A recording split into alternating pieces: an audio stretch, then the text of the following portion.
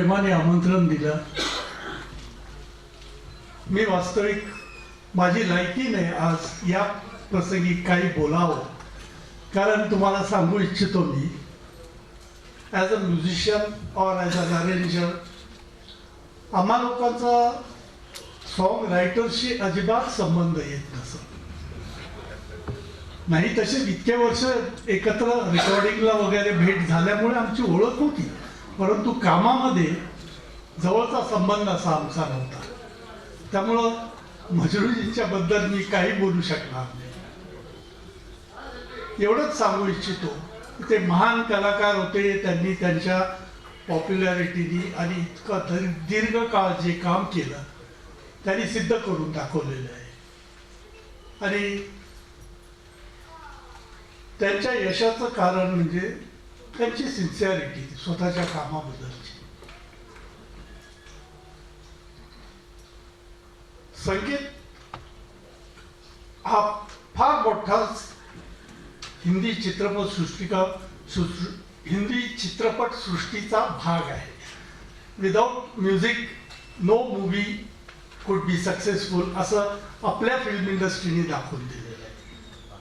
तर ती ट्रॅडिशन चालू असताना संगीतकारांचा म्हणजे गाणी लिहिणाऱ्यांचा फार मोठा भाग होता.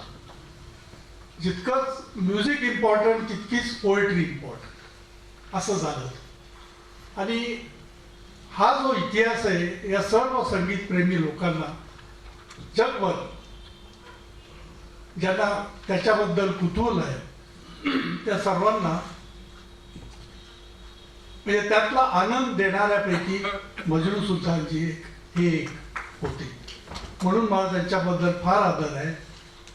त्यांचं नाव नेहमीच सर्वांच्या मनामध्ये ठासून राहणार. मी सुभाषजींना मनापासून शुभेच्छा देतो की हे पुस्तक घरोघरी पोचणार आणि लोकांना ते आवडणार. धन्यवाद डॅनियलजी. आजच्या प्रकाशन सोहळ्याचे अध्यक्ष माननीय श्री मनोहर पारळकरजी मंचावरती आहेत.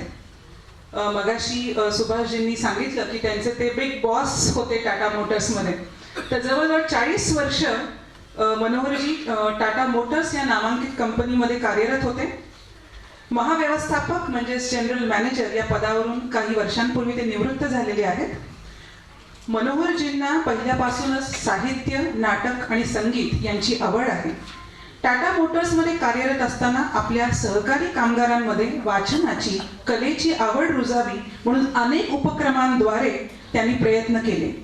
सुभाषजींमधल्या कुशल लेखकाला त्यांनी ओळखलं आणि त्यांच्या लेखनाला कायम प्रोत्साहन दिलं. त्यांना व इतर कामगारांना साहित्य संमेलनात व इतर सांस्कृतिक संमेलनांमध्ये सहभागी व्हायला उद्युक्त केलं. नोकरीमध्ये असताना सुभाषजींचे शिक्षण इयत्ता 10वी पर्यंतचे होते. सुभाषजींनी मराठी वाङ्मयात PhD करावी म्हणून त्यांना खूप प्रोत्साहन त्यांनी दिलं. त्यांच्या प्रयत्नांमुळे, प्रोत्साहनामुळे आणि दडपणामुळे असं मी म्हणेन, सुभाषजी वयाच्या 50व्या वर्षी यशवंतराव चव्हाण मुक्त विद्यापीठातून BA झाले. सुभाषजी, मनोहरजींचं स्वप्न PhD तुम्ही करण्याचं तुम्ही अजून पूर्ण केलेलं नाहीये. माझ्यातला लेखक मनोहरजींनी ओळखला आणि तो घडवला असं कायम त्यांच्याबद्दल बोलताना सुभाषजी सांगत असतात. मी प्रकाशक प्रवीणजी यांना विनंती करते की त्यांनी मनोहरजींचं स्वागत करावं आणि त्यांचा सत्कार करावा.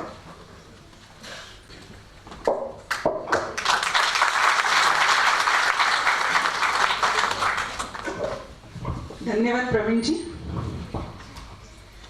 आपल्या शूटिंगच्या शिफ्ट्स ऍडजस्ट करून खास अगदी आवर्जून सुभाषजींना शुभेच्छा देण्यासाठी या प्रकाशन सोहळ्यासाठी मुंबईहून प्रसिद्ध सिने अभिनेत्री आपल्या सर्वांची लाडकी स्मिता गोंदकर इथे आलेली आहे.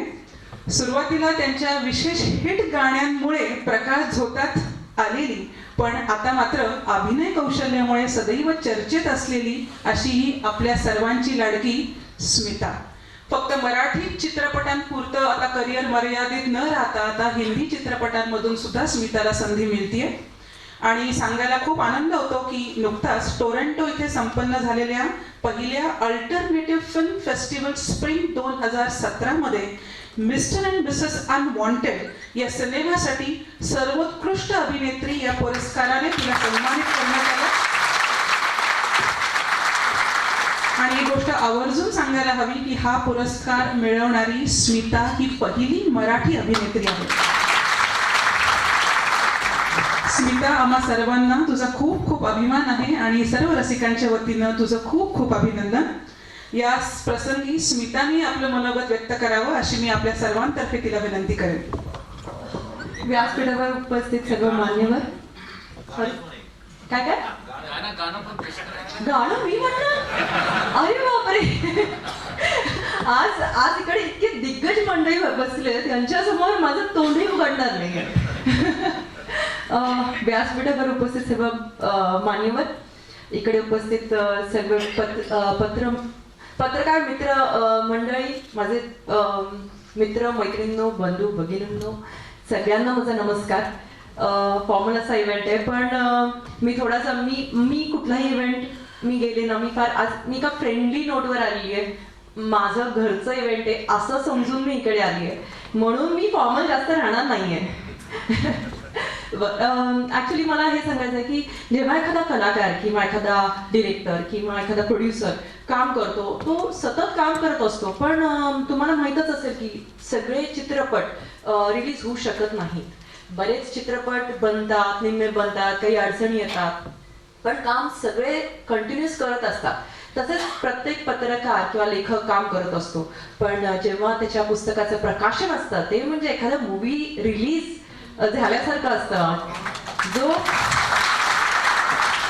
जो आनंद एका प्रोड्युसरला किंवा डिरेक्टरला किंवा ऍक्टरला मिळत असतो आपलं काम लोकांपर्यंत पोहोचवण्याचा, तसंच आज मी तेच म्हणेन, आज मला जो दर रिलीजला जे आनंद होत होता किंवा जे नर्वसनेस असायचं किंवा जी अपेक्षा असायची, आज नक्कीच तुम्हाला ते म्हणजे नक्कीच तो आनंदही होतोय की आज हा तुमचं पुस्तक रिलीज होतोय, म्हणजे प्रकाशनाच होत आहे, which is a very rare thing. आणि तुम्हाला या प्रकाशन निमित्त खूप खूप अभिनंदन.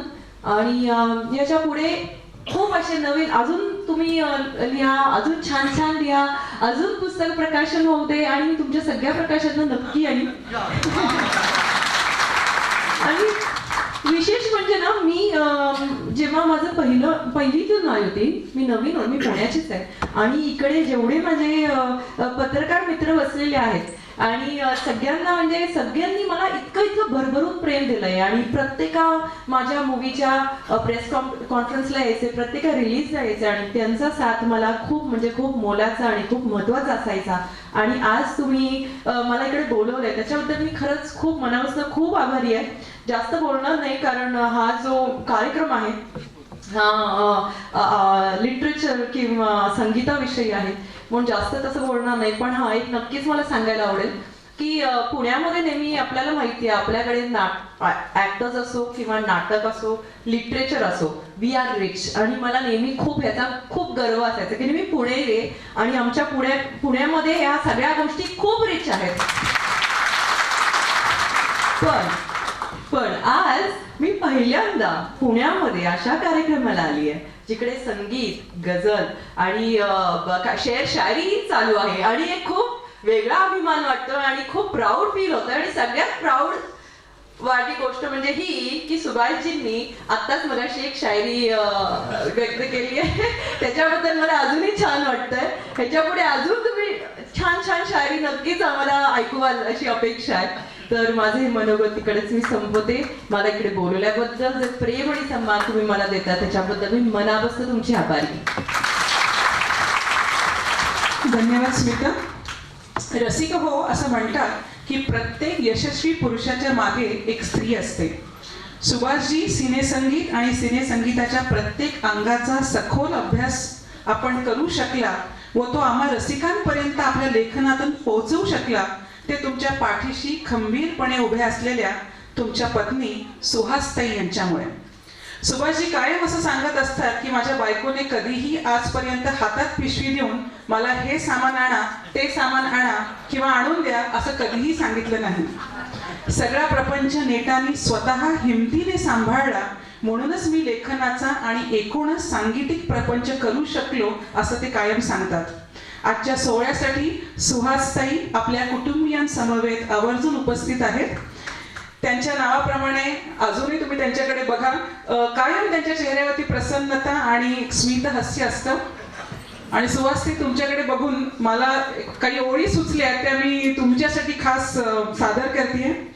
घर समाधानी करणारं सुहासताईंचं हास्य आहे. घर समाधानी करणारं सुहासताईंचं हास्य आहे. संतुष्ट आनंदी सुहासताई सुभाषजींच्या सुखी जीवनाचं रहस्य आहे. सुहासताई, तुमचं आणि तुमच्या सर्व कुटुंबियांचं आजच्या सोहळ्यात खूप खूप स्वागत. सुभाषजी, तुमची मोठी नात ऋतुजा, हिला आज तिच्या आजोबांबद्दल काहीतरी सांगायचं आहे. ऋतुजा फर्ग्युसन महाविद्यालयात 11वी सायन्स शाखेत शिकत आहे. ती उत्तम कथक नृत्य करते आणि ट्रेकिंगची तिला विशेष आवड आहे. आजोबांनी ज्या ज्या सिनेसृष्टीतल्या व्यक्तींबद्दल आणि त्यांच्या कामांबद्दल लिखाण केलेलं आहे, खरं तर त्या सर्वांचं काम हे ऋतुजाच्या जन्म व्हायच्या बऱ्याच आधीचं आहे. पण आपले आजोबा लिहितात, सिनेसृष्टीतल्या साहित्य क्षेत्रातल्या अनेक जणांच्या संपर्कात असतात, हे तिला माहिती आहे. आणि आपल्या आजोबांची स्वतंत्र अशी ओळख या क्षेत्रात आहे याची तिला कल्पना आहे. याच आपल्या लाडक्या आजोबांबद्दल ऋतुजा आपल्याला काय सांगते हे ऐकूया. Good evening ladies and gentlemen. मी ऋतुजा जाधव, श्री सुभाषचंद्र जाधव यांची मी मोठी नात. बाबांबद्दल 2 शब्द बोलण्यासाठी आज मी इथे उभी आहे. खरं तर लहानपणापासून मी बाबांना सतत काही ना काहीतरी लिहित असताना, वाचत असताना पाहत आली आहे. पण माझ्याबरोबर खेळायचं सोडून हे सतत काय लिहित असतात असा प्रश्न सारखा पडायचा. पण आज मला कळतंय की त्यांच्या याच पॅशनमुळे त्यांनी आज 16 पुस्तके लिहिली आहेत. मेजर प्रदीप ताठोडे यांच्यावरील पुस्तक अमर योद्धा लिहिण्यासाठी ते स्वतःचा जीव धोक्यात घालून कारगिलला जाऊन आले. त्यांच्या या पुस्तकाला महाराष्ट्र राज्य शासनाचा पुरस्कार देखील मिळाला आहे. जमशेदजी टाटा यांच्यावरील पुस्तक तर आम्हा मुलांसाठी खजिनाच आहे. कलावंतांच्या मुलाखतीतून त्यांच्यातील माणूस शोधण्याचा प्रयत्न ते नेहमी करतात. बाबा मला नेहमी म्हणतात की तुझ्या पुस्तकं हीच माझी खरी संपत्ती आहे. जेव्हा त्यांच्या पुस्तकाला अवॉर्ड मिळतो व पुस्तक छान लिहिलंय म्हणून घरी फोन येतात, पत्र येतात, तेव्हा त्यांना स्वर्गीय आनंद मिळतो. आम्हालाही त्यांच्याबद्दल खूप अभिमान वाटतो. आम्हा साऱ्या नातवंडांवर त्यांचं फार प्रेम आहे. तसे मी स्वतःला फार लकी समजते. माझे दोन्ही आजोबा, माझे पुण्याचे बाबा व मुरगुडचे बाबा श्री रामचंद्र भोपळे, या दोघांचेही मला खूप चांगले मार्गदर्शन लाभले आहे. लेखनाची आवड ही मला तर बाबांकडूनच मिळाली. त्यांच्यासाठी एक छोटीशी कविता लिहिली आहे मी, ती तुम्हाला ऐकवते. सगळ्यांचेच असतात आजोबा, पण लाखात एक माझे बाबा, माझे बाबा. लिहिणं वाचण्याशिवाय त्यांना काही सुचत नाही, कोणापुढे ते झुकत नाही. रोज नवीन विचारांची शक्ती, स्वामी समर्थांवर ज्यांची अतूट भक्ती. सुहास सुहास करून ज्या आधीच्या मागे पुढे धावतात, सुनांनाही ते तेवढेच जवळचे वाटतात. फिरण्याचेही त्यांना छंद आहे भारी. अख्खं जग पाहून झालं तरी विचारतात आम्हाला, राहिलंय का काही. सगळ्यांचेच असतात आजोबा, पण लाखात एक माझे बाबा, माझे बाबा. थँक्यू. तुझ्या खूप सुंदर, मला असं वाटतं कुठल्याही पुरस्कारापेक्षा आजचं हे जे मनोगत ऋतुजाचं आहे, सर्व तुमचे जे नातवंड आहेत, नातवंडांच्या वतीने आजोबांबद्दल काय वाटतं हे तिने व्यक्त केलेलं आहे. मला वाटतं सगळ्यात मोठा पुरस्कार आहे.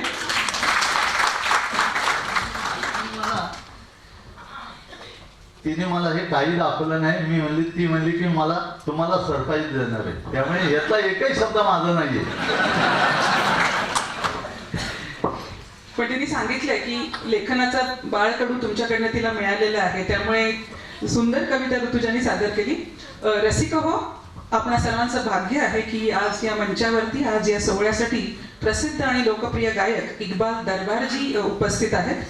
इक्बालजींचा म्युझिक बँड आपणा सर्वांचा चांगलाच परिचयाचा आहे. सुप्रसिद्ध लोकप्रिय गायक